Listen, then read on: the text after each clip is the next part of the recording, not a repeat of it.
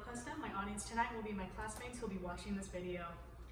When you think of Ted Bundy, who do you think of? A tall, skinny white male with crooked teeth? Or do you think of a broad-shouldered, charismatic man who looks like Troy Bolton from High School Musical?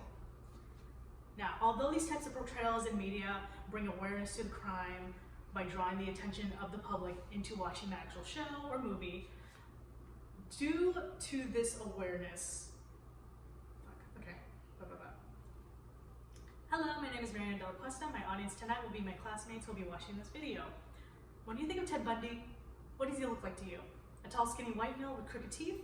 Or does he look like a broad-shouldered, handsome man who looks like Troy Bolton from High School Musical? Although this type of portrayal is meant to draw the audience into watching a show about that crime, in this case, Ted Bundy, although it brings awareness, the sensationalization of true crime in today's entertainment industry has created a romanticism towards serial killers while desensitizing the public to their crimes. There's always been a sort of morbid curiosity around serial killers. Now, what are they? They are individuals who repeatedly commit murder.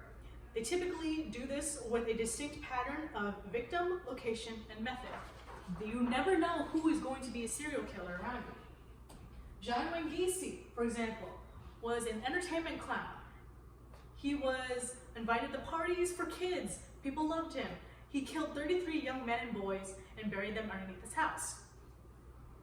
Ted Bundy was one of the most prolific serial killers in U.S. history. He was a charismatic man, up-and-coming lawyer. He killed 30 to almost 100 women. Now, these men and other serial killers use their charisma to bring others into a false sense of security, which can result into having a following of some sort.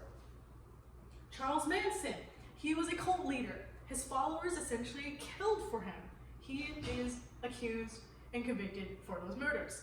Richard Ramirez, after he was arrested, had a following and got groupies, who, according to a 2017 academic journal, it's not a new phenomenon to have groupies when you're a celebrity.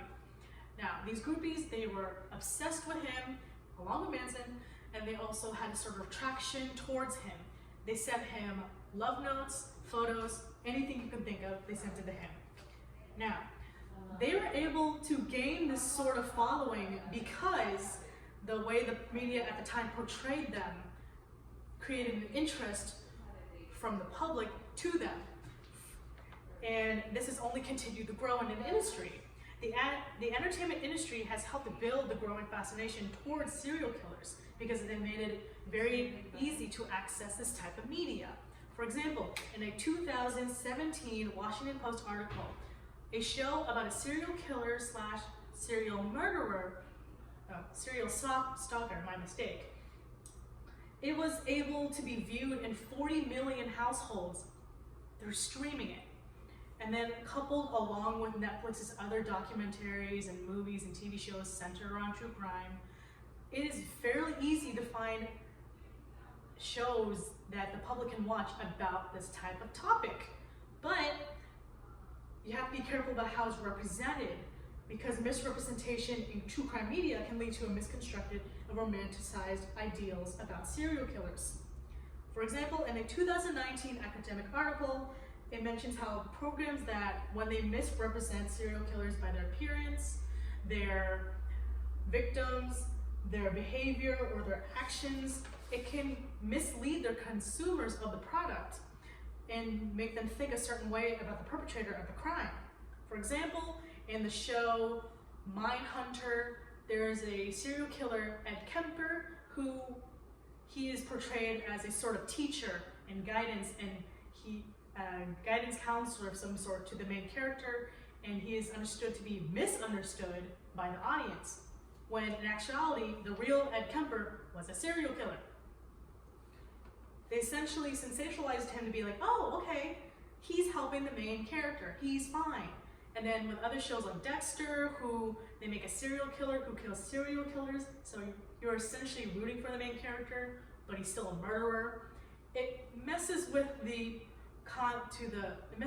view that the public would usually have towards a serial killer, and it would make them support their actions based off the show.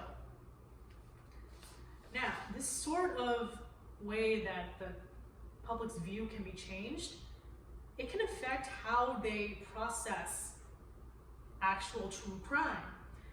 The consumption of violent media centered around the exaggeration and point of view of serial killers can negatively affect how the public can view these victims and how they process the crime and the way and create media based around the crime.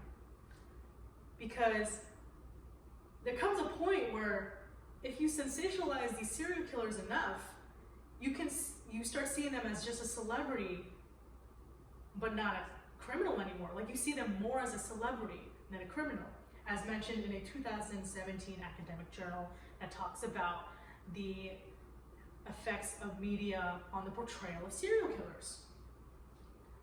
And then sometimes some shows that talk about serial killers, they don't mention, or they only slightly mention the victims of these crimes.